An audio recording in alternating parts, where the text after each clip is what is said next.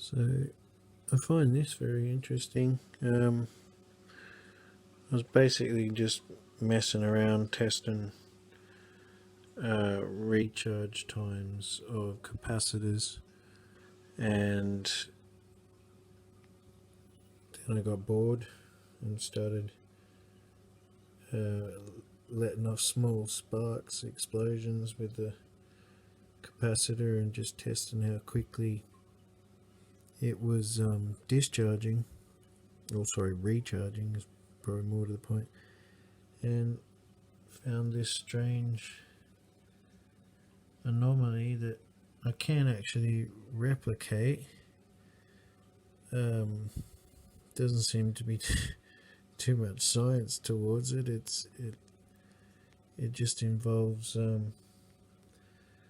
tapping the positive lead on the capacitor, or from the capacitor onto the positive terminal of the battery, and keep doing it until you see 0 volt current draw, and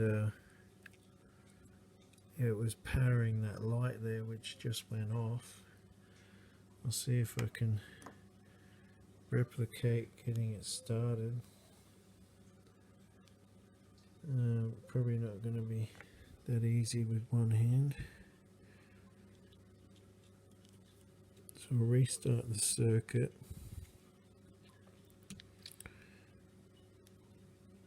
And then under those circumstances it draws what was that,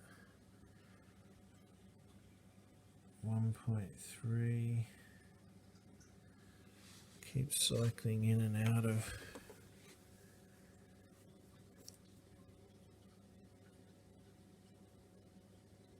And that's not even the normal amperage for this circuit either. I'll try and get it to reproduce that effect.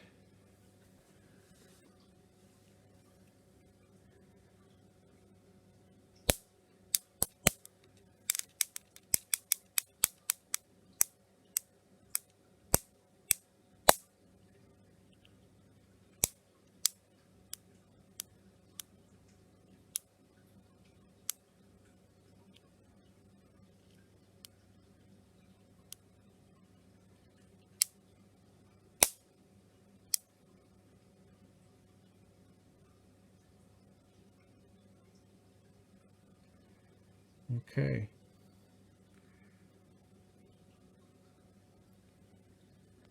Zero current draw, and the light's on. So that's weird, and I was watching it for half an hour, and it was recharging the battery. So obviously the circuit's still oscillating. It's able to do that and charge up the capacitors, and then that's being fed back into this battery. I'll try and stabilize that connection without losing it. Oh, I think I lost it. Yep. Near impossible to do whilst filming, from what I can gather.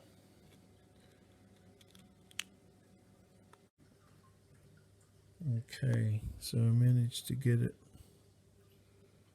to oscillate again with zero current draw. I will now leave that. I'm going to bed. I'll put a smoke detector here just in case it gets out of control, and see what voltage it sits at it by morning.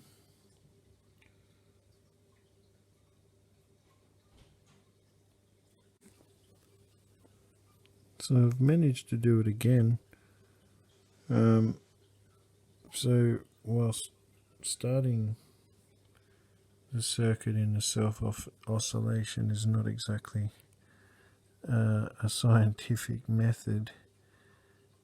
Just involves shorting out the capacitors repeatedly on the positive terminal of the battery, but nonetheless it is repeatable, and every time that I've done it, it's probably achieved it within a minute of sparking the terminal, so it doesn't take that long to achieve it, and it seems to sustain it.